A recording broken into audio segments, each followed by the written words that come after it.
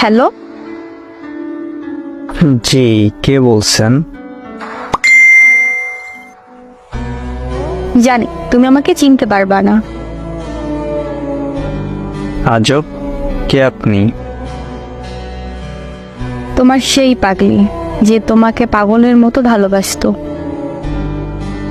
ও, তুই আমায় মেসেজ দিছো কেন?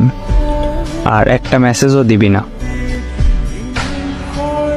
একটু দাঁড়াও প্লিজ, একটা কথা বলবো।